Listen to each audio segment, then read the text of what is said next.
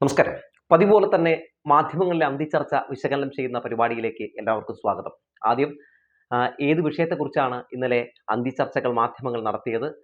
പിന്നീട് തലക്കെട്ടിലെ രാഷ്ട്രീയം എന്താണ്? എങ്ങനെയാണ് ഈ അന്തിച്ചർച്ചയിലൂടെ ഇടതുപക്ഷത്തെ കടന്നാക്രമിച്ചത്?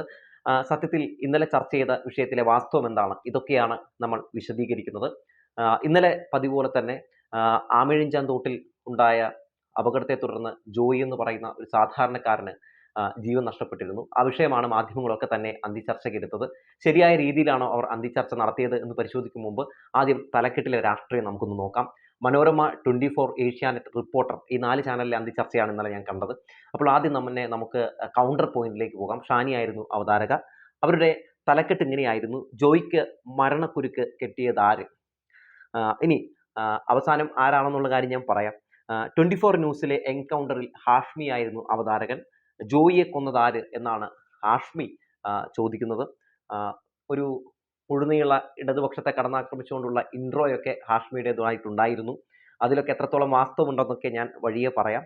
റിപ്പോർട്ടർ ടിവിയിൽ കൊലയ്ക്ക് കൊടുത്തതോ എന്നതായിരുന്നു ഡിബേറ്റിന്റെ വിഷയം. ഡിബേറ്റ് വിത്ത് അരുൺകുമാർ. അരുൺകുമാറാണ് ആ അന്തിച്ചർച്ച നയിച്ചത്.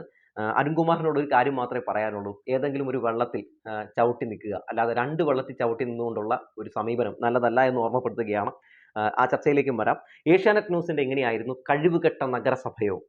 തലകുനിച്ച് തലസ്ഥാനം, ജോയിയുടെ മരണത്തിന് ഉത്തരവാദിത്തം ആര്? ഈ തലക്കെട്ടുകളിൽ നമുക്ക് ഏഷ്യാനെറ്റിന്റെ തലക്കെട്ട് തന്നെ ആദ്യം തന്നെ എടുക്കാം. ആ തലക്കെട്ടിൽ കഴിവുകെട്ട നഗരസഭയോ എന്ന് ചോദിക്കുന്നുണ്ട്. അതായത് ആ ഒരു തലക്കെട്ടിലൂടെ വളരെ വ്യക്തമായി തന്നെ ഏഷ്യാനെറ്റ് എന്താണ് അന്തിച്ചർച്ചയിലൂടെ പറയാൻ ഉദ്ദേശിച്ചതെന്ന് പറഞ്ഞിട്ടുണ്ട്.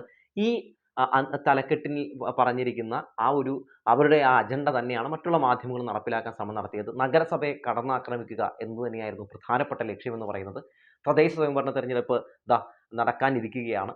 അതിനു മുമ്പ് തന്നെ തലസ്ഥാന നഗരിയിൽ തിരുവനന്തപുരത്തെ LDFന്റെ ഭരണം എങ്ങനെയെങ്കിലും അവസാനിപ്പിക്കണം.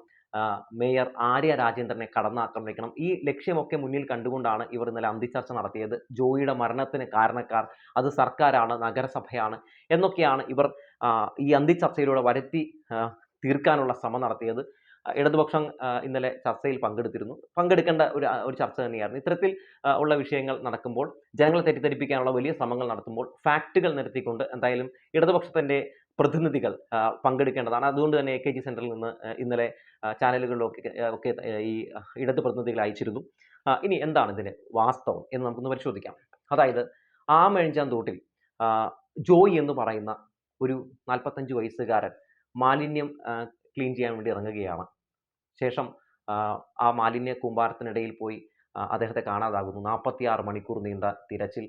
എല്ലാ സംവിധാനങ്ങളും, സർക്കാരിൻ്റെ എല്ലാ സംവിധാനങ്ങളും ഇറക്കി പരിശോധനകൾ നടത്തുന്നു. പക്ഷേ അവസാനം നമ്മൾ കേൾക്കുന്നത് ജോയി എന്ന് പറയുന്ന ആ ആളുടെ മരണ വാർത്തയാണ്. ഏറെ നമ്മളെ സങ്കടപ്പെടുത്തിയ ഒരു കാര്യമാണ്. പിന്നീട് അതിനു മുമ്പ് തന്നെ മാധ്യമങ്ങൾ സർക്കാരിനെ കടന്നാക്രമിക്കാൻ വേണ്ടി ഈ വിഷയത്തെ എങ്ങനെ ഒരു സർക്കാരിനെതിരെയുള്ള ആയുധമാക്കി മാറ്റാം എന്ന് ശ്രമം നടത്തിയൊക്കെ അന്തിച്ചർച്ചയൊക്കെ നടത്തിയിരുന്നു. അതൊക്കെ ഒരു വഴിക്ക് അങ്ങ് പോട്ടെ. എന്തായാലും ഇതിന്റെ വസ്തുത എന്താണെന്ന് പരിശോധിച്ചാൽ ഇവരൊക്കെ ഈ ചോദിക്കുന്ന ചോദ്യങ്ങൾക്കുള്ള ഒരേ ഒരു ഉത്തരം: ഈ ജോയിയെ കൊലയ്ക്ക് കൊടുത്തത് റെയിൽവേ ആണ് എന്ന് ഉറപ്പിച്ച് പറയാൻ കഴിയും. നമുക്കറിയാം, നമ്മൾ ഇതുവരെ നടത്തിയിരിക്കുന്ന അന്തിച്ചർച്ചകളുടെ വിശകലനങ്ങളിലൊക്കെ വളരെ ഫാക്റ്റ് വെച്ചാണ് നമ്മൾ സംസാരിക്കാറ്. എന്ത് ഫാക്റ്റാണ് ഉള്ളത് എന്ന് ചോദിച്ചാൽ നമുക്കറിയാമല്ലോ, റെയിൽവേ ആക്ട് അത് പരിശോധിച്ചാൽ തന്നെ നമുക്ക് വ്യക്തമായി തന്നെ അറിയാൻ കഴിയും. റെയിൽവേയുടെ അധീനതയിലുള്ള സ്ഥലത്ത് വേറെ ആർക്കും കയറാനോ അവിടെ എന്തെങ്കിലും നടത്താനോ അല്ലെങ്കിൽ അവിടെ കിടക്കുന്ന ഒരു പാട്ട പോലും പറക്കാനുള്ള ഒരു അവകാശവുമില്ല. അങ്ങനെ അവിടെ വരുന്ന മാലിന്യ സംസ്കരണങ്ങളൊക്കെ നടത്തേണ്ട ചുമതല റെയിൽവേക്ക് തന്നെയാണ്. 2011 സർക്കുലറിൽ വളരെ വ്യക്തമായി തന്നെ റെയിൽവേ പറയുന്നുണ്ട്, മാലിന്യ സംസ്കരണം ഞങ്ങളുടെ പണിയാണ് എന്നവർ പറയുന്നുണ്ട്. അങ്ങനെ മാലിന്യ സംസ്കരണം ഇവരുടെ പണിയായിരുന്നിട്ട് അത് ചെയ്യാതായപ്പോൾ നഗരസഭ എന്തെങ്കിലും ചെയ്തിട്ടുണ്ടോ എന്ന കാര്യം കൂടി നമ്മൾ പരിശോധിക്കേണ്ടതുണ്ട്. അപ്പോൾ നമ്മൾ നോക്കുമ്പോൾ എന്താണ് കാണാൻ സാധിക്കുന്നത്? നഗരസഭ നിരവധി തവണ നോട്ടീസ് അയച്ചിട്ടുണ്ട്. ഈ മാലിന്യങ്ങൾ, അത് ആമയിഴഞ്ചാൻ തോട്ടിലടക്കമുള്ള മാലിന്യങ്ങൾ നീക്കം ചെയ്യണം എന്നാവശ്യപ്പെട്ടുകൊണ്ട് പലതവണ നോട്ടീസ് അയച്ചിട്ടുണ്ട്. പക്ഷേ ആ നോട്ടീസുകൾ സ്വീകരിച്ച് ഒരു മറുപടി കൊടുക്കാനോ അല്ലെങ്കിൽ നഗരസഭ വിളിച്ച യോഗങ്ങളിൽ പങ്കെടുക്കാനോ ഒന്നും തന്നെ ഇവർ തയ്യാറായിരുന്നില്ല. അതായത് ഇവർ ഒരു തികഞ്ഞ അലംഭാവം കാണിക്കുന്ന ഒരു അവസ്ഥയാണ് ഉണ്ടായിരുന്നത്. പിന്നീട് ഇത് തദ്ദേശ സ്വയംഭരണ വകുപ്പ് മന്ത്രി MB രാജേഷിന്റെ ഡെസ്കിലെത്തുന്നു. അദ്ദേഹം മേയർ ആര്യ രാജേന്ദ്രനെയും സെക്രട്ടറിയെയും അദ്ദേഹത്തിന്റെ ഓഫീസിലേക്ക് വിളിച്ചു വരുത്തുന്നു. അവർ ഈ സംഭവങ്ങളൊക്കെ പറയുന്നു. റെയിൽവേ സഹകരിക്കുന്നില്ല എന്ന കാര്യങ്ങളൊക്കെ പറയുന്നു. അങ്ങനെ എം.പി. രാജേഷ് പറയുന്നു, പ്രോസിക്യൂഷൻ നടപടി സ്വീകരിക്കുമെന്ന് പറഞ്ഞൊരു നോട്ടീസ് അയക്കൂ, ഫീസും ഈടാക്കുമെന്ന് പറഞ്ഞ് നോട്ടീസ് അയക്കാൻ പറയുന്നു. അങ്ങനെ ഒരു നോട്ടീസ് അയക്കുമ്പോൾ മാത്രമാണ് റെയിൽവേയുടെ ഭാഗത്തു നിന്ന് ഒരു അനക്കം ഉണ്ടാകുന്നത്. അങ്ങനെ അവർ കോർപ്പറേഷൻ വിളിച്ച യോഗത്തിൽ പങ്കെടുക്കാൻ ചെല്ലുന്നു. ആ യോഗത്തിൽ പങ്കെടുത്ത ശേഷം ഇങ്ങനെ ഇന്ന കാര്യങ്ങളൊക്കെ ചെയ്യണമെന്നൊക്കെ പറയുന്നുണ്ട്.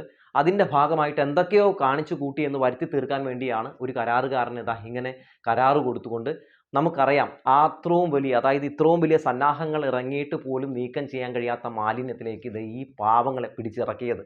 എന്തെങ്കിലും അവർക്ക് ഇതിനെക്കുറിച്ച് നോളജ് ഉണ്ടോ? അല്ലെങ്കിൽ അവർക്ക് ഈ മാലിന്യങ്ങൾ നീക്കം ചെയ്യാനായിട്ടുള്ള അവർക്ക് സൗകര്യങ്ങൾ അവരുടെ കയ്യിലുണ്ടോ?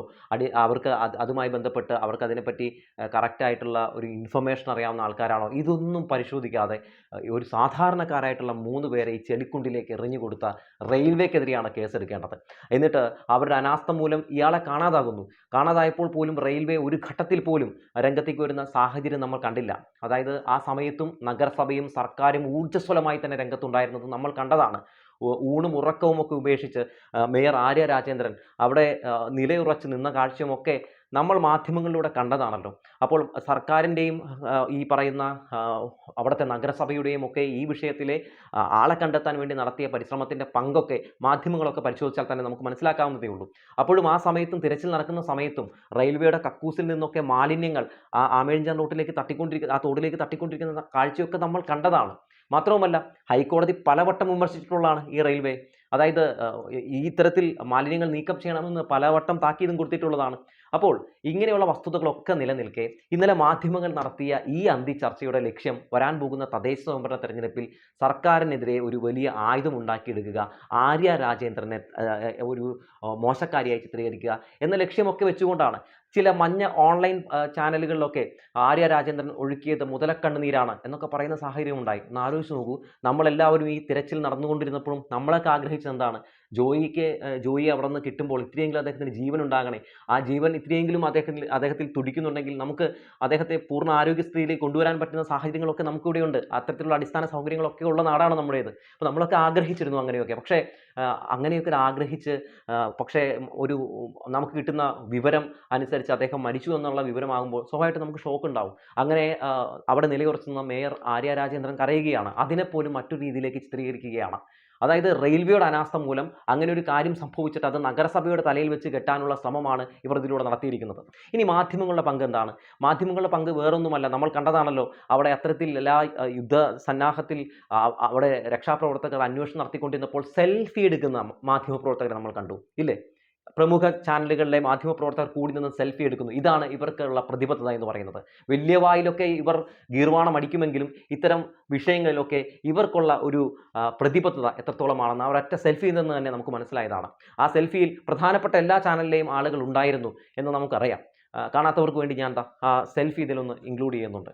അപ്പോൾ ഇതൊക്കെയാണ് ഇവരുടെ പ്രതിബദ്ധത. ഇവരൊക്കെയാണ് മറ്റുള്ളവരെ കണ്ണിലെ കോരിടുക്കാൻ വേണ്ടി ഇറങ്ങി തിരിച്ചിരിക്കുന്നത്. എന്തായാലും ഈ വിഷയവുമായി ബന്ധപ്പെട്ട് പ്രതിപക്ഷ നേതാവിൻ്റെ പങ്കും നമ്മൾ പറയേണ്ടതാണ്. ഇതെല്ലാം അറിഞ്ഞിരുന്നിട്ടും പ്രതിപക്ഷ നേതാവും കടന്നാക്രമിക്കുന്ന ഒരു സാഹചര്യം ഉണ്ടായി. അവിടം വരെ ഒന്ന് പോകാനോ ആ രക്ഷാപ്രവർത്തനത്തിന് നേതൃത്വം വഹിക്കാനോ പ്രതിപക്ഷ നേതാവ് എന്നുള്ള രീതിയിൽ ജനങ്ങളോടൊരു പ്രതിബദ്ധതയുണ്ടെന്നൊക്കെ കാണിക്കാൻ കിട്ടിയ ഒരു അവസരമായിരുന്നിട്ട് പോലും അദ്ദേഹം അങ്ങോട്ട് തിരിഞ്ഞു പോലും നോക്കാതെ സർക്കാരിനെ ആ അവസ്ഥയിലും മുതലെടുപ്പ് രാഷ്ട്രീയത്തിലൂടെ കടന്നാക്രമിക്കാനാണ് ശ്രമം നടത്തിയത്. എത്ര നീചമായ പ്രവൃത്തിയാണ് വി.ഡി. സതീശൻ നടത്തിയത്. വി.ഡി. സതീശൻ പറഞ്ഞ പ്രതികരണത്തിൻ്റെ പേരിൽ എന്നിട്ട് അന്തിച്ചർച്ചകൾ നടത്താൻ മാധ്യമങ്ങളും ഇറങ്ങിത്തിരിക്കുന്നു. ഒരു രീതിയിൽ പറഞ്ഞാൽ പ്രതിപക്ഷ നേതാവിൻ്റെ മറ്റൊരു വേർഷനാണ് ഒരു നാണയത്തിൻ്റെ അകവും പുറവും എന്ന് പറയുന്നത് പോലെ. ഒരു പുറം പ്രതിപക്ഷ നേതാവാണെങ്കിൽ മറ്റു പുറം മാപ്രകളുമാണ്. എന്തായാലും തീർത്തും അപലപനീയമായ, മോശമായ, വളരെ അശ്ലീലമായ ഒരു അന്തിച്ചർച്ചയാണ് ഇന്നലെ നടന്നതെന്ന് പറയാതെ വയ്യ. എന്തായാലും ഇന്നലെ അന്തിച്ചർച്ച നടത്തിയപ്പോൾ അന്തിച്ചർച്ചയിൽ ചെന്നിരുന്ന് ഇടത് പ്രതിനിധികൾക്ക് അവരാൽ കഴിയുന്ന രീതിയിലൊക്കെ ഉള്ള ഫാക്റ്റുകൾ നിരത്തി സംസാരിക്കാൻ കഴിഞ്ഞിട്ടുണ്ട്. ഒപ്പം തദ്ദേശ സ്വയംഭരണ വകുപ്പ് മന്ത്രി എം.പി. രാജേഷിൻ്റെ കാര്യം എടുത്തു പറയേണ്ടതുണ്ട്. അദ്ദേഹത്തിൻ്റെ അടുത്ത് ഈ വിഷയവുമായി ബന്ധപ്പെട്ട് അവിടെ അദ്ദേഹത്തെ കണ്ടെത്താൻ വേണ്ടി ഇത്തരത്തിലുള്ള പരിശ്രമങ്ങൾ നടത്തുന്നതിനിടയിൽ മാധ്യമങ്ങൾ ചോദ്യങ്ങൾ ചോദിച്ചപ്പോഴും എം.പി. രാജേഷ് പറഞ്ഞത് ഇതൊന്ന് കഴിയട്ടെ, അതിനുശേഷം പറയാമെന്നാണ്. എത്ര പക്വതയുള്ള ഒരു പ്രതികരണമാണ് എം.പി. രാജേഷ് നടത്തിയതെന്ന് ആലോചിച്ചു നോക്കുക. അല്ലെങ്കിൽ എം.പി. രാജേഷിൻ്റെ പ്രതികരണങ്ങളും ശേഷം അദ്ദേഹത്തിൻ്റെ മറുപടിയും ഒക്കെ എല്ലാവർക്കും മാതൃകയാണ്. അദ്ദേഹം അതിനുശേഷം മാധ്യമങ്ങളെ കണ്ടപ്പോൾ പോലും ഫാക്റ്റുകൾ നിരത്തിക്കൊണ്ട്, തെളിവുകൾ നിരത്തിക്കൊണ്ടാണ് അദ്ദേഹം സംസാരിച്ചത്. മാത്രമല്ല, മാധ്യമങ്ങളിൽ വന്ന ചില വ്യാജ വാർത്തകൾ പൊക്കിപ്പിടിച്ചുകൊണ്ട് നിങ്ങളുടെ ഉദ്ദേശം നഗരസഭയും സർക്കാരിനെയും കടന്നാക്രമിക്കുക എന്നതാണെന്ന് അദ്ദേഹം മുഖം നോക്കി പറയുന്ന ഒരു സാഹചര്യം ഉണ്ടായി. സത്യത്തിൽ ഇത്തരത്തിൽ സർക്കാരിനെതിരെയുള്ള കടന്നാക്രമണങ്ങൾ സംഭവിക്കുമ്പോൾ, നടത്തുമ്പോൾ ചെയ്യേണ്ടത് രാജേഷ് കാണിക്കുന്ന ഇത്തരം മാതൃകകളാണ്. പലപ്പോഴും രാജേഷ് തദ്ദേശ സ്വയംഭരണ വകുപ്പിനെതിരെ ഏതൊക്കെ രീതിയിലുള്ള വ്യാജ ആരോപണങ്ങളും അല്ലെങ്കിൽ ആ വകുപ്പിനെ തകർക്കാനുള്ള ശ്രമങ്ങൾ ഉണ്ടായാലുമൊക്കെ രാജേഷ് അതിനെ പ്രതിരോധിക്കുന്ന ഒരു രീതിയുണ്ട്. ആ രീതി എല്ലാവരും തന്നെ പിന്തുടർന്നാൽ വളരെ മികച്ചതാണ്. ഇപ്പോൾ തന്നെ എക്സൈസ് വകുപ്പിനെതിരെ നമുക്കറിയാമല്ലോ, ബാർകോഴ വിവാദം ഏഷ്യാനെറ്റ് ഒരു വ്യാജ വാർത്ത പടച്ചുവിട്ടു. ആ വിഷയത്തിലൊക്കെ രാജേഷ് എന്താണ് ചെയ്തത്? അതായത് രാജേഷിനെ വിളിക്കാതെ ഈ വാർത്ത ഊതിക്കത്തിക്കാൻ ശ്രമം നടത്തിയപ്പോൾ രാജേഷ് മാധ്യമങ്ങളെ ഇങ്ങോട്ട് വിളിച്ചു വരുത്തി അതിൻ്റെ ഫാക്ട് പറയുന്ന ഒരു കാഴ്ച നമ്മൾ കണ്ടതാണ്. ഇപ്പോൾ ആ ബാർകോഴ വിവാദം കെട്ടുനിലയിൽ പൊട്ടി അവസാനം മൊഴി എടുത്തത് തിരുവഞ്ചൂർ രാധാകൃഷ്ണൻ്റെ മകൻ്റെയാണെന്ന് എല്ലാവർക്കും അറിയാം, അർജുൻ രാധാകൃഷ്ണൻ്റെ. അപ്പോൾ ഇത്തരത്തിലുള്ള വ്യാജ പ്രചരണങ്ങൾ വരുമ്പോൾ ഇങ്ങനെയൊക്കെ പൊളിക്കുന്ന, ഇങ്ങനെയൊക്കെ പൊളിച്ചടക്കുന്ന, ജനങ്ങളെ തെറ്റിദ്ധരിപ്പിക്കുന്ന ചില പ്രസ്താവനകൾ നടത്തുന്നവരെയൊക്കെ കൂട്ടിൽ കയറ്റുന്ന ഇത്തരം രാജേഷുമാരുടെ മാതൃകകൾ എല്ലാ മന്ത്രിമാരും സ്വീകരിച്ചാൽ വളരെ നല്ലതാണെന്ന് പറയേണ്ടിയിരിക്കുന്നു. ഒപ്പം തന്നെ ഈ ഇടതുപക്ഷത്തെ കടന്നാക്രമിക്കുന്ന അന്തിച്ചർച്ചകൾക്ക് അല്ലെങ്കിൽ വ്യാജ പ്രചരണങ്ങളുടെ പേരിൽ അന്തിച്ചർച്ച നടത്തുന്ന വിഷയങ്ങളിലൊക്കെ ഇപ്പോൾ AKG സെൻറ്ററിൽ നിന്ന് ഔദ്യോഗികമായിട്ട് പ്രതിനിധികൾ അയക്കാത്തൊരു സാഹചര്യമുണ്ട്. അത് സ്വാഗതാർഹമാണ്. എന്തായാലും ഇന്നത്തെ പരിപാടിയിൽ പങ്കെടുക്കേണ്ട പരിപാടി തന്നെയായിരുന്നു. കാരണം അത് വളരെ വൈകാരികമായൊരു വിഷയമാണ്. അത്തരം വൈകാരികമായ വിഷയത്തെ വഷളാക്കിക്കൊണ്ട് സർക്കാരിനെ കടന്നാക്രമിക്കാൻ വളരെ ഈസിയാണ്. പക്ഷേ അത് മനസ്സിലാക്കി എന്തായാലും AKG സെൻറ്ററിൽ നിന്ന് ഇന്നലെ ആളെ വിട്ടവരെല്ലാവരും നല്ല പെർഫോമൻസ് തന്നെ കാഴ്ചവെച്ചു എന്ന് പറയാതെ വയ്യ. അപ്പോൾ ഒരു കാര്യം മാധ്യമപ്രവർത്തകരോടും പറയുകയാണ്, നിങ്ങൾ ദുരന്തങ്ങളെയൊക്കെ വിറ്റ് മീൻ പിടിച്ചോളൂ, റേറ്റിംഗ് കൂട്ടിക്കോളൂ, ബാർക്ക് റേറ്റ് വീഴും, അല്ലെങ്കിൽ ബാർക്ക് റേറ്റിൽ പിന്നിൽ പോയിട്ടുണ്ടെങ്കിൽ ചാനൽ പൂട്ടിപ്പോകും, പരസ്യം കിട്ടാതെ ആകും എന്നൊക്കെ ഓർത്ത് നിങ്ങൾ കാണിച്ചു കൂട്ടുന്ന ചില പ്രഹസനങ്ങളാണ് എന്നറിയാം. പക്ഷേ എന്നിരുന്നാലും കുറച്ചൊക്കെ പ്രതിബദ്ധത നമ്മുടെ നാടിനോടാകാം. സെൽഫി എടുക്കേണ്ട സമയം ഇതല്ല എന്നും ആ മാധ്യമപ്രവർത്തകരെ ഓർമ്മപ്പെടുത്തിക്കൊണ്ട് നിർത്തുകയാണ്.